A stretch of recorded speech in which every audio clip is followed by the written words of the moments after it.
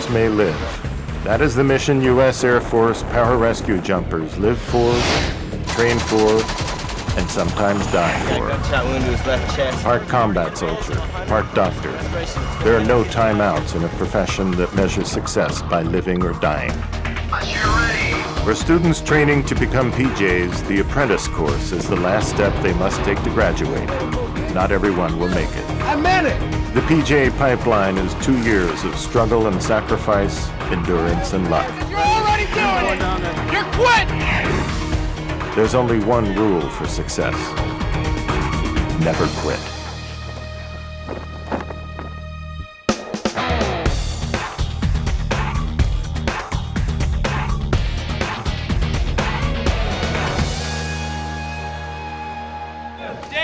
Down! 16 students of Class 04 are training at the Pararescue School in Kirtland Air Force Base, New Mexico.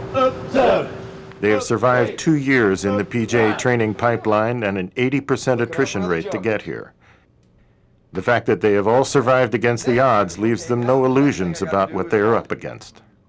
I have doubts every day about what I was doing. If you don't have doubts, then maybe you're not challenging yourself hard enough. Is this the right thing for me? Through the whole pipeline and through all NDOC, we've been telling you this day is coming. I got news for you. It gets worse.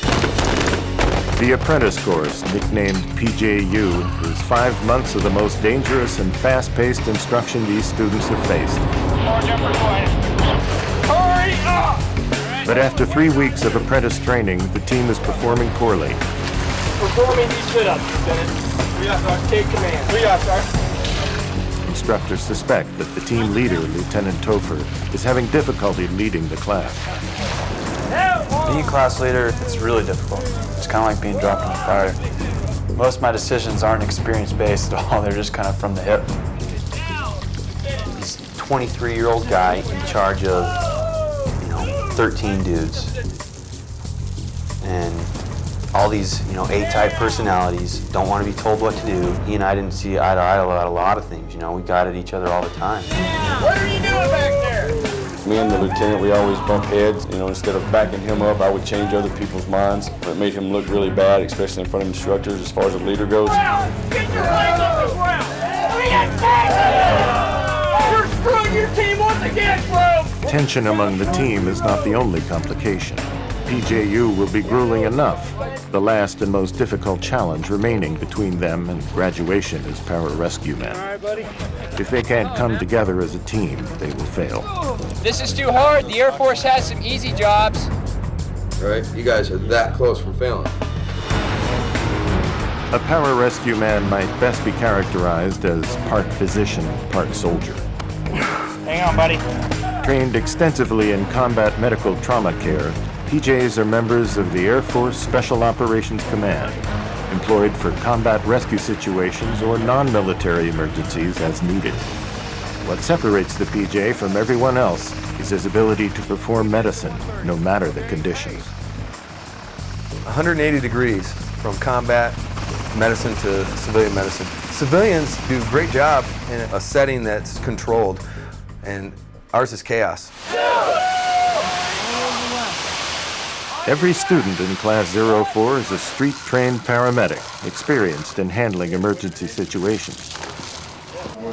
The PJU is designed to show them the difference between what they think they know and what they need to know about combat medicine.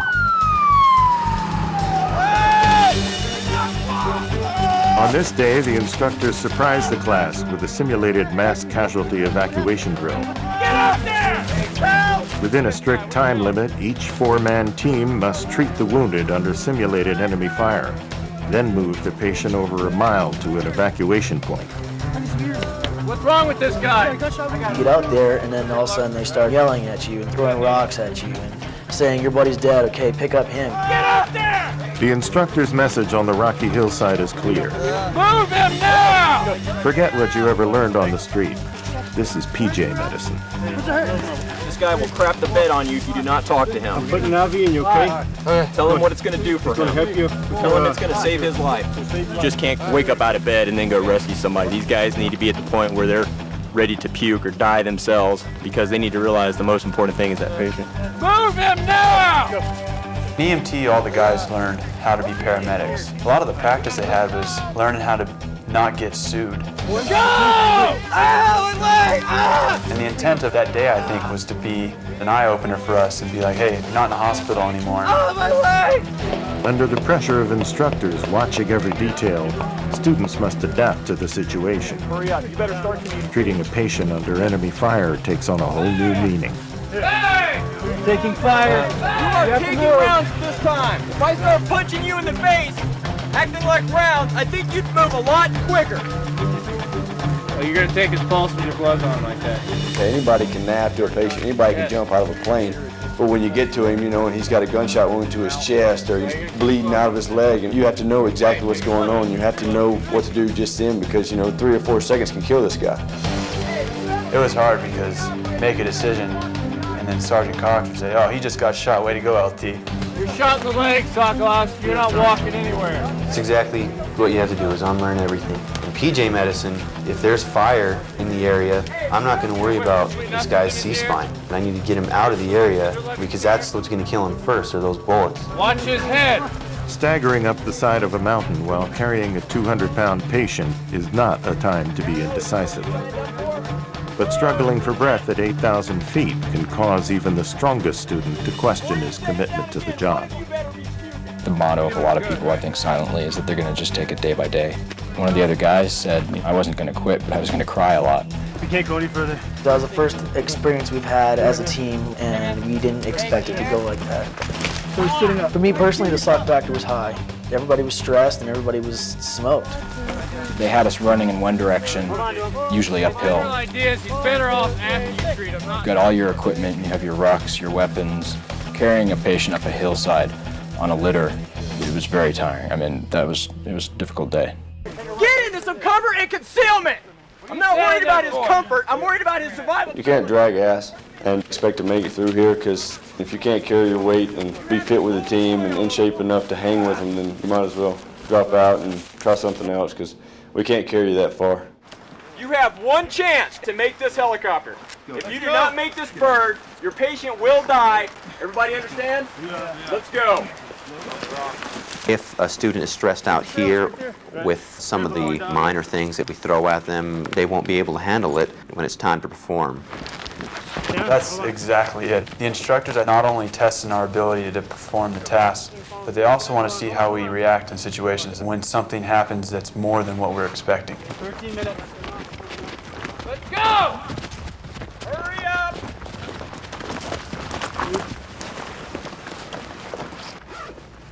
Who's that, Mackenzie? Yes, sir. What's your patient status? He's fine right now. Fine. Is that a medical term? He's stable, sir. Mackenzie and his team make the time limit, but his voice reveals his anxiety. Although Mackenzie is a good medic, he's developing a reputation for being excitable under pressure. Instructors are looking for a student that can think on his feet and be able to perform under stress and chaos with 100% certainty that they're going to do what's right. All right, so if you got more fluid, why not hook it up? Instructors are observing Mackenzie to see if he maintains a focus on his patient. If Mackenzie cannot control his intensity, the instructors are considering removing him from the class. The last team, led by Lieutenant Topher, fails to reach the objective within the time limit.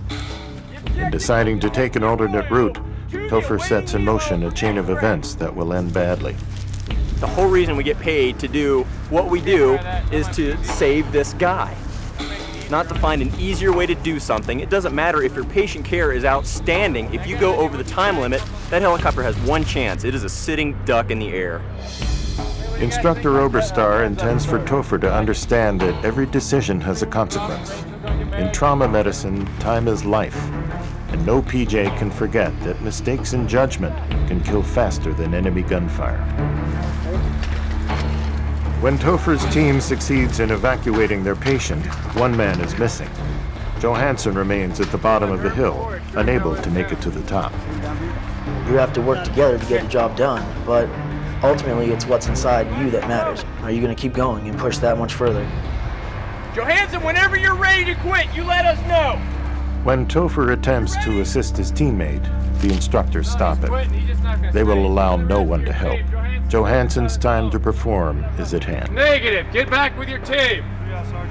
For Johansson, his future in pararescue hangs in the balance. Get your ass up here! If he can't make it now, his career is over. So long. PJ training is designed to push each man to confront his weakness and overcome it. Whether unable or unwilling to continue training, Johansson's future as a PJ is on the line. Do your flutter kicks or say I quit. Pick one right now. After more than 2 years of training, the next few seconds will decide his fate. Get up, you're done. Here, I'll give you all the help you need. Give me your rucksack. Say it loud so everybody can hear it. Say it! Play. Take your rucksack off, you're done. Johansson blows my mind. You know, I don't know what happened between he and Sergeant Cox, but I couldn't imagine being this far into the program and quitting. I was not sad to see Johansson go. I don't think Johansson was right for the job. He would have gotten either people killed or he would have gotten himself killed. I think by him quitting, he probably actually did save lives. Some guys make it through the cracks, and I think he is one of the guys that made it through. He quit doing a simple little exercise of carrying somebody, and that's exactly what we do. You know, if he can't do that, then he definitely needs to be out of this career field. Instructors keep the class moving, allowing no time to dwell on Johansson's quitting. But every student is experienced with life in the pipeline and understands this is not a job for everyone. You get used to seeing people go. And as you're losing people, you don't even have time to worry about it. I think it's the will to want it. That's the one thing we do have in common is we want this job, and we're not going to let anything stop us from doing it. Aircraft emergency procedures, bailout for free fall, 3 short rings for prepare, 1 away. The 8th week of the apprentice course is air operations. Class 04 prepares for a medical exercise requiring a free fall parachute drop from over 12,000 feet before locating simulated patients at a nearby desert location. If for some reason one of you guys gets dragged outside of the aircraft, I will deploy. They free fall to 3,500 feet, they pull. This will be the first equipment jump into a medical exercise. They put the free fall skills, which they learned earlier, with the medical skills they learned here. Now we're putting it together into an exercise with the patient. Jumping from an airplane while loaded down with combat and medical gear is risky, yet frequently the fastest way for a PJ to get to his objective. Everybody got that? This is the most dangerous phase of apprentice training yet. If your chute fails, you know what to do, and everything that they say is for real because either it's happened to somebody else or it's happened to them. Ramp door remain open, drop checklist, payload. My biggest fear is fear of failure. That once I've set out to do something, I might not successfully accomplish it. I'm more worried about screwing up or screwing up to the point that I hurt somebody else. But the pressures that we go through, I mean, I think they would kill most people. We spend so much time in this course that one little mistake, you're gone. I mean, you're out of the pipeline. For all the pre-jump concerns, every man lands safely on target. But now they must shift gears and focus on their primary mission, treating their patients. Get up and move. You hit the ground after a free fall and you got all that adrenaline flowing through you. And you got to slow yourself down enough where you can treat a patient. And Mackenzie actually ran into that problem. I had a perfect jump, everything went well that day. Once I got on the ground, I forgot to put a pin back into my automatic opening device, and that just set off a chain of events that I wish didn't happen. So what's your problem? A man's reputation as a PJ starts in the pipeline. Mackenzie's growing reputation for being high-strung during missions is drawing instructors' attention. Well, when a student highlights himself to us, then usually all the other instructors are gonna, go to him like basically sharks on blood. All right, you're setting a bad precedent here. Mackenzie's had some problems with attention to detail. We've noticed that throughout the training, so we're kind of hard on him. Next time I see you in that position, you're reporting to director of training. Yes, sir. So yeah? Yes, sir. Stand by. To the ambulance, go! Anytime any of us are singled out, there's that part of you that says, thank God it's not me. But there's also that part that says, I know how that feels, because at one point in this pipeline, you've been that guy. And it sucks. Let's go, Mackenzie. Yes, sir. You got lots of movement, nothing going on. If you're doing a lot of shuffling around, That's what you're doing. What'd I just do? Nothing. Nothing. So make a lot of noise. I don't think the instructors dislike Mackenzie. I think they do like him. You can rile him up pretty easily. The instructors see that as kind of a weakness. They want him to try and calm down a little bit. You're going to be fun to watch when people are actually shooting at you. Let's go. You have 3 instructors yelling in your ear. You kind of just stop for a second, take a deep breath, and you blank them out. Go to your happy place. Hey, are you supposed to circumferentially wrap tape around your patient's arm? So it doesn't. Are you supposed to do that? Sorry, that's what we were doing. The answer is no, Sergeant. Why? Because of cross circulation. Because you're all amped up right now. You're going to wrap the tape too tight. You're going to cut off circulation. And then what good is that IV going to do them? No good at all. Zippo, zero, zilch, none. Tell me to take his glove off.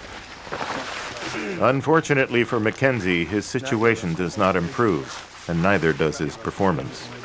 All right, how long ago did this happen? This happened about half hour ago. What did you just look at? You got a watch on your hand? What did you? How did you know it was a half hour by looking right there? What did you just look at? I'm guessing it's enough. That's just muscle you just memory guessed? disorder. Really? But it was about a half hour ago. About a You half don't an hour know. ago? You have no idea, though. You've been out here for 45 minutes. His performance is marginal at this point. If he continues marginal performance, then what we're going to do is send him to the director of training. We had this talk before. Okay, I'm not blowing smoke. I'm serious. After that day, I was telling myself, this is it. And you have to do this, and you have to get this done in order to graduate. Get out of here. 1 week after land jumps end, low-altitude water jump training begins at Patrick Air Force Base, Florida. But after 2 months of apprentice training, leadership issues remain, fueled by Class 04's resentment toward the instructors. These instructors are expecting us to be motivated as hell. I think they didn't like our class from the beginning. I don't think they like our attitude. I think we have a very screw you attitude where I'm going to do what I have to do to get through this course and my team through this course, but I ain't going to try and impress you. I'm not going to kiss your ass, basically. These guys, they all whine and cry and they want some kind of psychological therapy for their little woes, and you know, I don't have time for that. Nobody's really got time for that. There's a chaplain for that kind of business. When I ask a specific person... You have that whole mentality, you're a student, they're instructors, and I don't really like them. I'm just going to keep it at that and stay away from them because I don't like them. Do it. Let's go. Although Topher appears more comfortable as class leader, instructors are skeptical that he's getting the maximum effort possible from his team. Any failure to put differences aside and concentrate could result in expulsion from training or even death. Doors and windows. Right now, what I see is a team of individuals. And then you have some leadership guys who could really care less one way or the other. Doing that, what are you doing? You watching? Patrick was a lose-lose. Morale was definitely low. We were being criticized for things that we don't think we should have been criticized for. They were trying to make us feel uncomfortable and out of our comfort zone. Parachuting from 3,500 feet using static line and freefall techniques will be their first time jumping from such a low altitude, a fact not lost on the students. Class differences toward instructors will have to wait. A lot of us going into it, we were pretty nervous about it. For every other jump, we'd been several thousand feet higher than that with a lot more time to make decisions should a malfunction come up. I see a lot of shaking hands and this shit going on and you're just freaking not getting anything done. I hate heights. And you know, here I am jumping out at 12,000 feet, having no idea what the hell's going on because I've never done this before. And I get to this course, I'm jumping out at 3,500 feet. You know, my chute fails, you know, I'm pretty much dead anyway. All right, be smart, work smart. In addition, students will practice one of the most dangerous methods of pararescue deployment over water, jumping and de-rigging a 5x5 bundle called a Rigging Alternate Method Zodiac, or RAMS.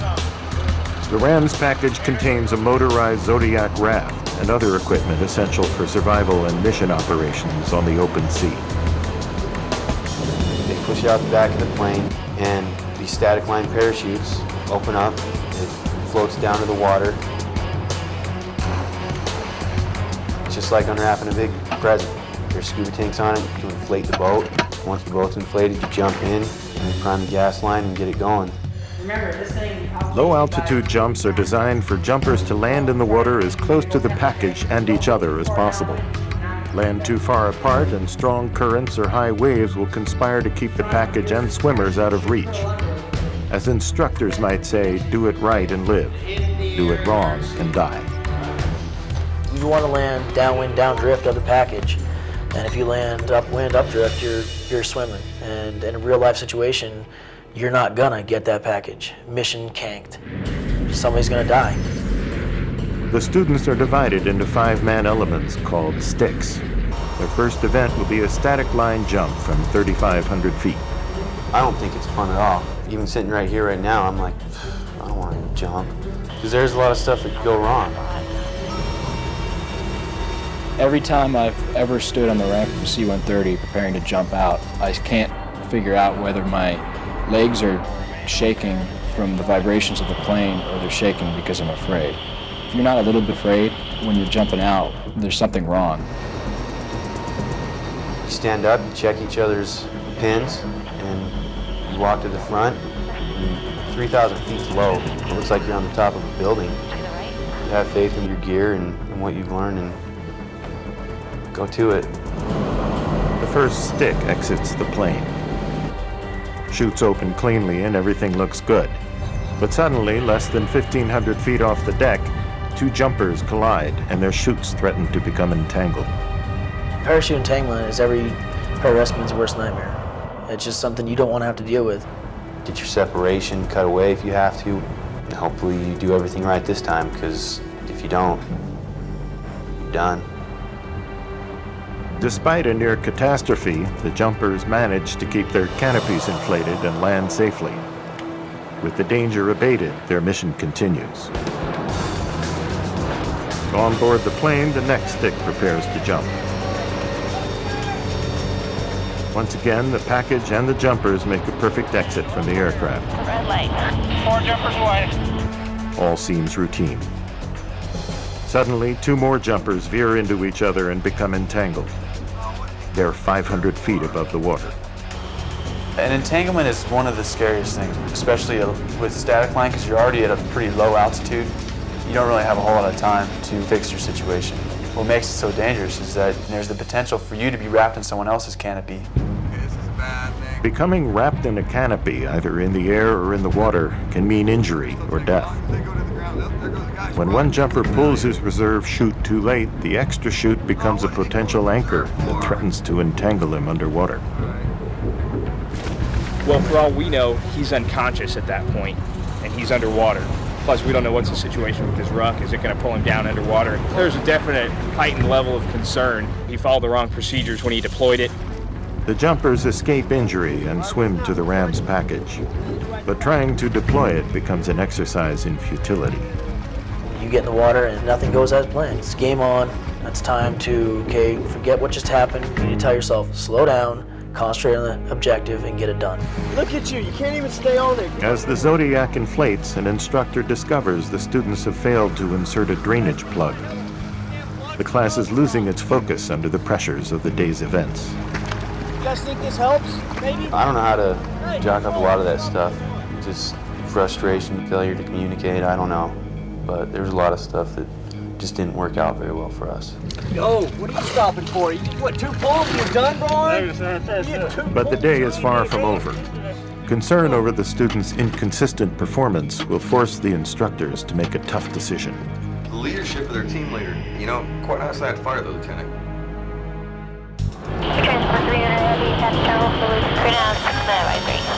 It's been a long day for Pararescue Class 04. After their first round of low-altitude static line jumps, there have been serious problems. 2 separate collisions have created concerns over the students' failure to maintain proper separation. Either mistake could have been fatal. Everybody makes mistakes when we're trying to drill home. You can't make them out here. People get hurt.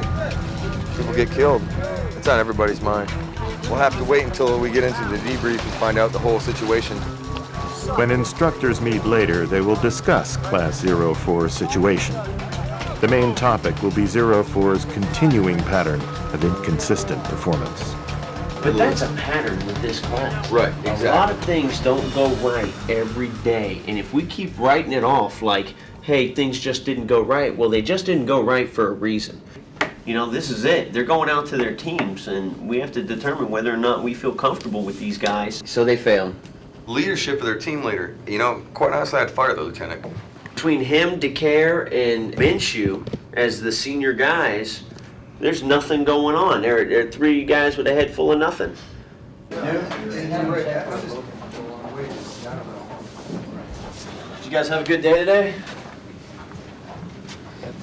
I'm not happy with what I've seen. I'm not happy with what I'm hearing from other instructors. So, you're fired. He didn't have control of his team, so we took over and put someone else in charge. And who's the lowest ranking guy? Freeman? We got the lowest ranking guy in charge now, and I'll fire him as well if I have to, until they realize what's on the team leader's shoulders. The performance of the team ultimately lies on the leader. The team isn't just one guy at all. It's all the guys working together. But the leader of the team is definitely responsible for the team's performance. These guys were trying too hard, and trying too hard sometimes means that you forget to do certain things. And you know, I've been telling these guys, one step at a time. You gotta listen to what the instructors are telling you. Just like Sergeant Coomer said, you will be dead if you were out in the ocean that far away from that package, period. We do keep the pressure on them because we have to keep them mentally tough through the whole course. Even as PJs, you're still tested every day. Because when you go behind enemy lines to rescue somebody or in the middle of the ocean 600-700 miles away from anything, you gotta be mentally prepared. Just want you guys to learn. We're learning here, right? Yeah. People can get pissed off, but we're still learning, right? When you jump out of the aircraft and you hit the water, that is your mode of transportation to the survivor. You don't stop when you hit the water, all right? You say, oh, I made it in the water, ooh, everything's great, you know? This isn't fun, this is training. It's dangerous, like you saw today. We got a lot riding on this. We don't want to get lax, complacent with things like maybe we have done. Ready? Exercise. The students accept that the day's poor performance means they must pay in pain. But firing Topher as class leader is disconcerting to a team suspicious of the instructor's intentions. You gonna forget your gear and stuff there tomorrow, huh? We are a young team. We don't have anybody that know the instructors and know the game. So I think that has a lot to do with the way they've treated us just because we're young, and that's the reason they beat us so hard. All right, I want to wake up everybody in housing over there. Pararescue team! Exercise of one! The team feels that instructors are trying to get rid of somebody. That's just how you feel. It's every day it's a test, and they're trying to get rid of you. Yeah, Sergeant! Whether Topher's firing will help motivate his team to perform remains to be seen. That's always on your mind.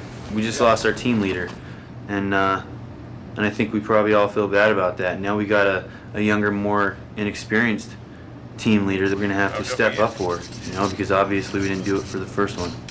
Freeman's in charge, so we listen to what he says. We do our best to, help out him. But either way, we're going to follow either one of them, so it doesn't really matter who it is. We have our down days, and this was a bad day. I'm just hoping we can all pick ourselves up tomorrow and get it going. The next morning, the class is back at work. Freeman and the students are adjusting to his new role as the class leader. All right, that's kind of a shock, I hadn't been in that position before, but you got to be ready for everything, Focus on what you're doing. Hopefully I don't spin, but I'll count to 5 seconds and pull my chute. Hopefully everything works out. You don't have any worries in the world other than this jump. Nothing. Not your bills, not your mama, not your babies, nothing. Just think about this jump. All you have to worry about is what's next. Pull that ripcord. What if that thing doesn't work? What's next? That's all you have to worry about is what's next. Pick up Action 4300 heavy ground. Engine start your discretion. Advise to detect.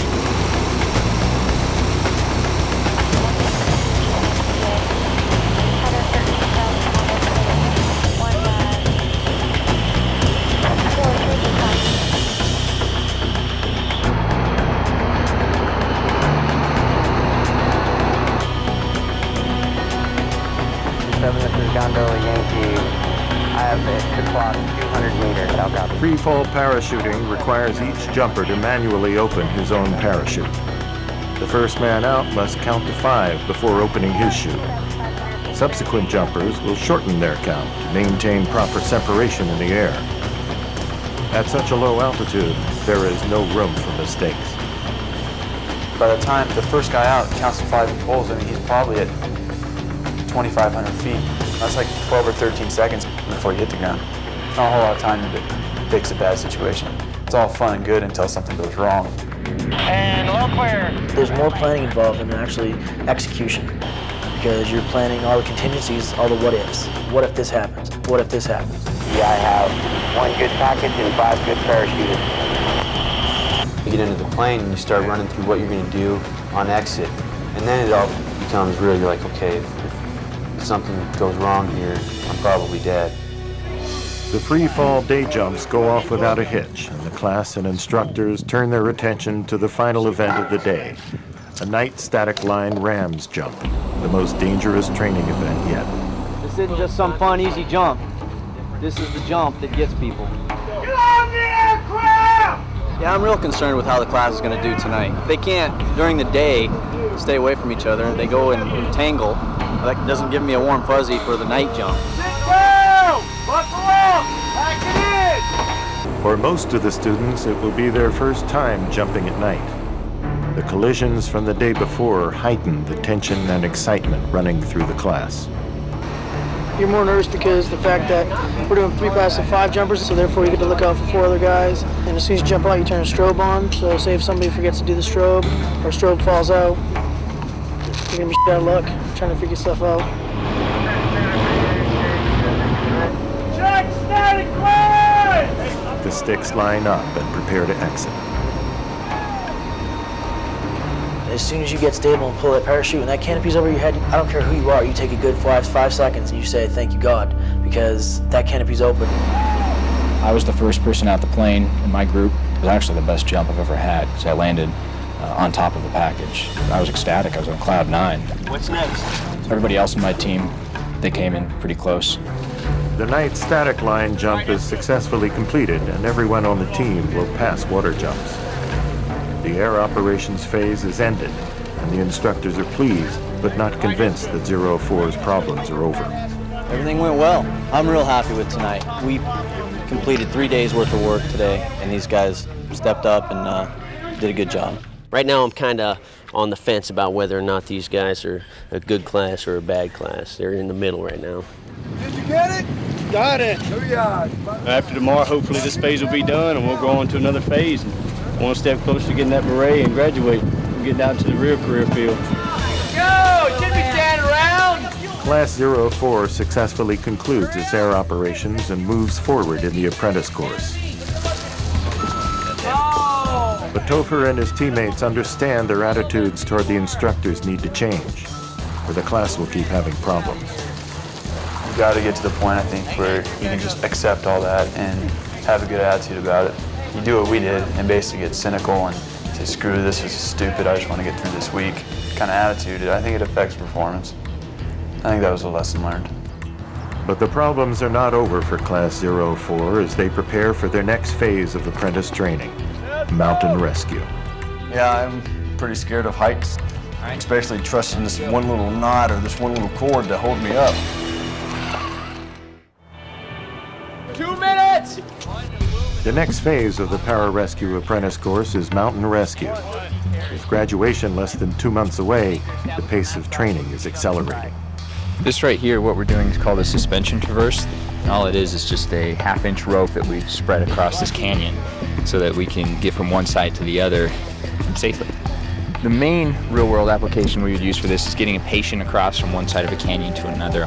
At first, the mountain rescue phase seems merely another skill to learn in the PJ pipeline. But initial class excitement slowly evaporates as the team struggles. Mountain rescue becomes a slow, painful process. So I was excited about it. I mean, we learned everything we needed to know in the classroom. Everybody knew their knots. Everybody was doing fine, but we got out onto the mountain and something just didn't work out for us. I don't know. No, go that way, sir. To Instructor McKinley, the reasons for the students' lack of progress are obvious. They are not performing with confidence or ability, even at a most basic level. They're having a hard time grasping the basic concepts, and this is such a dangerous thing that we're doing that we can't progress to the next level until we can trust them. You really need to understand what you're doing because you can start breaking ropes and carabiners if you get too carried away. They're not the best class I've had, they're not the worst class I've had, but they're right above that. All right, off you go. What I'm giving them is familiarization, showing them that this capability is out there.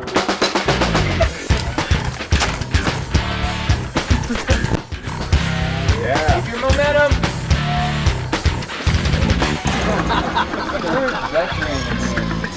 The orange line is a 1/2-inch rope. It's got a breaking strength right around 9,000 pounds. This is a very safe system, 9,000-pound rope with 18,000-pound anchors. It's not going to go anywhere. You can hang a truck off this thing.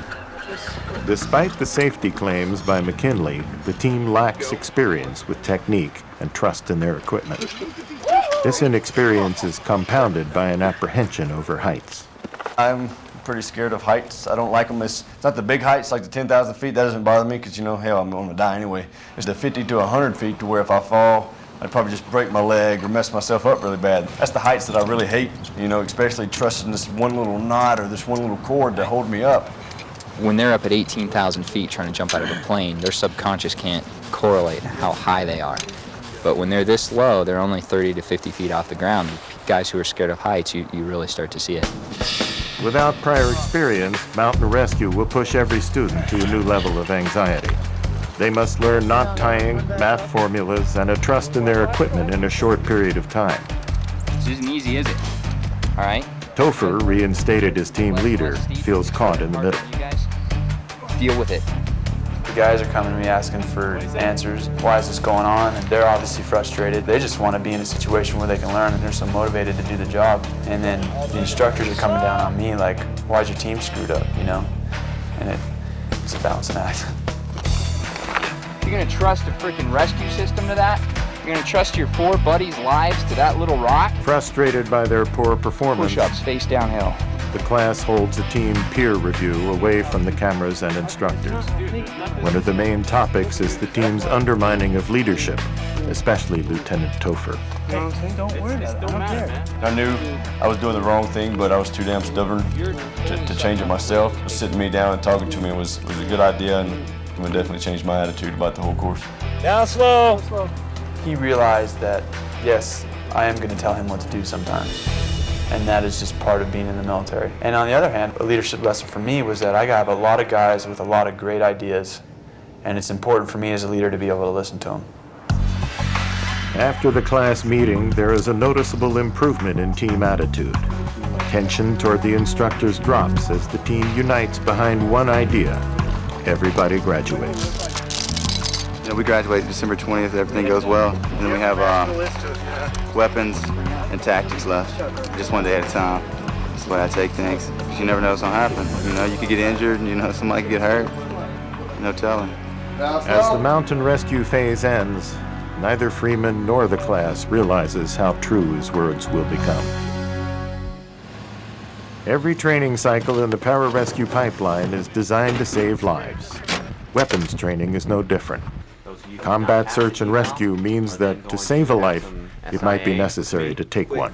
Bam, bam. And then take your time on that headshot. Watch your target.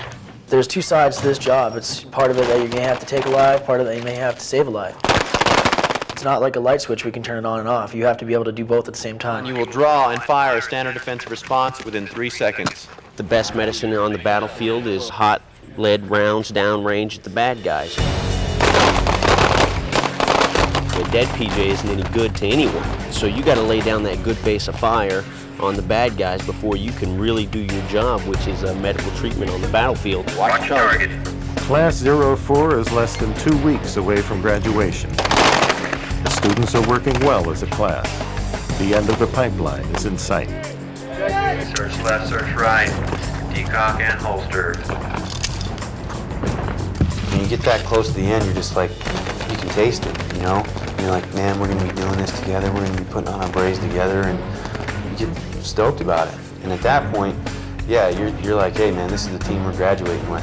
Watch your target. The weapons course is fast-paced with an emphasis on safety and accuracy. Students take nothing for granted. Any safety violations or lapses in judgment now could be fatal to their careers. Safe on, sling on, let them hang. Safety definitely is a major concern here, and they have been trained for the past 8 days, so they should have it all squared away right now. You have to think about what's going on and know what everybody's doing. You move the wrong way, yeah, you could take one. You know, you could die right there. The student's progress is rated constantly through daily PCs or progress checks for accuracy. It's black and white. They have a target and they have different rings on the target, and each ring represents a different number of points. So it's just going to be how accurate they fire, and it is timed, and the targets will turn away when the time's up. Go to kneeling. 3 years of work, and it all comes down to one event. And then if people haven't shot before, that it could be another thing that could knock them out of the course. You guys want to know your scores? The minimum score to pass is 210 points out of 300. Freeman, 208.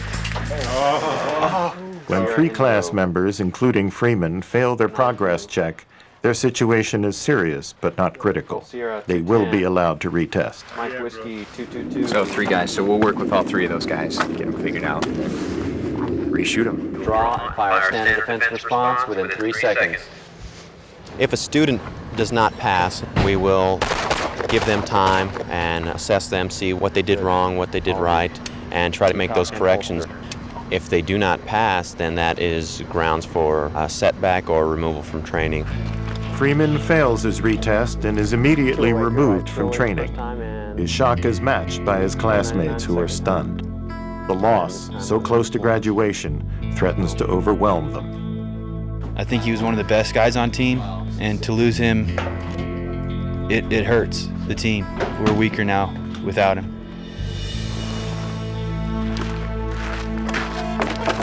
We tried as a team to bargain with the instructors. We said, we'll come in Saturday. We will give up our weekend to come in, and if you retest Freeman, because we wanted him to stay on team. That hurt bad to lose him that late in the game. It sucks.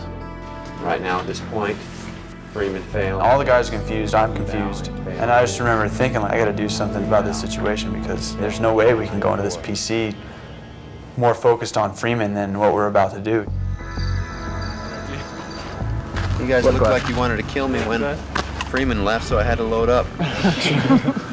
With the finish line so close, Topher is determined that no one else will fail. But determination alone will not be enough. What did I just do? Show them where you were. Pararescue demands performance, and there are still 2 weeks to go.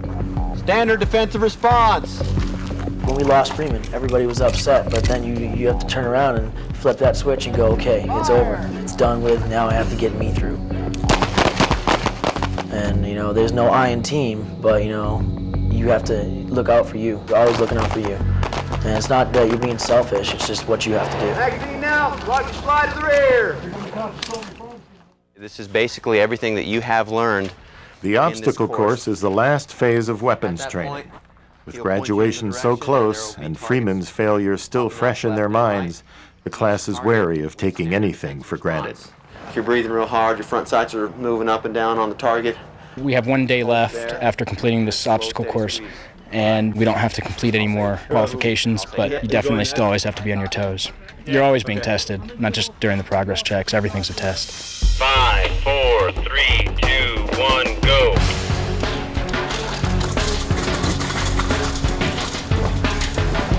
During the O course, the students are deliberately fatigued, requiring them to shoot under less than perfect conditions. The emphasis on combat shooting brings each student closer to a true perspective of what pararescue is about. We're expected to save lives, but at some point, we might have to take a life too. That's how it goes. If that's what you have to do to bring somebody home, that's what you gotta do. I'm trying to save the lives of fellow Americans, and so if I have to kill people in order to carry out my mission, I don't have any problem with that. I think it will be hard for anybody to shoot somebody, especially the first time. You can be a Marine that says, yeah, I'm just here to kill, kill, kill, but until you shoot that son of a bitch, you don't know. I just know if the time comes up, I have to shoot him or he's going to shoot me. And that's where our training comes in, and hopefully our training was a little better than his. Draw! Engage! Main things they can lose time on are either just moving slowly, they can lose time for a procedural violation, or anytime they miss a target, that adds 30 seconds to their time as well. So it's very important to make your shots. Go. And keep my hand on the back of them to keep them moving forward and to maintain control of them. Also, they may find themselves in a situation where they have people behind them and they've got to keep moving. So they got to be conscious of that. If he starts getting too close to his target, I'll go ahead and pull him back. Time. Safe it. That's probably the hardest part, trying to keep that steady. Instead of just concentrating on your breathing. Recover your magazine. Yeah, I noticed up there. I was like trying to hold my breath. I was like, Okay, pretend I'm not After asking. 2 years or more of training, no PJ is ever sure how he will react to a situation. And the 14 men who will graduate in Class 04 are no exception. Fellas, it's really been an honor to be your team leader. It's been such a learning experience. It's not until Topher pays his respects to the class that each man realizes training is truly over. The Dwayne D. Hackney Award, also known as the Commandant's Award, goes to Christopher J. Uriarty. Everybody realizes that, yeah, we're done. I still feel like I got 2 more years to go. It doesn't feel like anything's changed. Hopefully when I get in my car and I'm driving home, I'll start feeling pretty good about it. The training in the pipeline is designed to instill pride in performance and loyalty to the PJ code so that others may live. That is the mission pararescue jumpers live for. The Arthur N. Black Award goes to Airman First Class Sean Cole. The more I stayed in this course and the more I got into the aspect of actually saving somebody's life, I figured that's a hell of a lot harder than killing them. I think anybody can go out and shoot somebody, but can you save that guy's life? As Cole and his teammates prepare for their future in pararescue, they have come to understand and accept the sacrifices that combat search and rescue will require. You got friends that die, we have guys, that get killed. Well, a helo goes down, your best friend just died. You have to put that aside. Somebody, most likely, of us will probably die. But you have to think about it to where, do you still want to do this job? Because if you do, then you already know the consequences. My duty is to pararescue. This is what I want to do. I think this is what God put me here to do. Perform my assigned duties, quickly and efficiently. I think I'm going to be a damn good operator. These things we do, and others may live.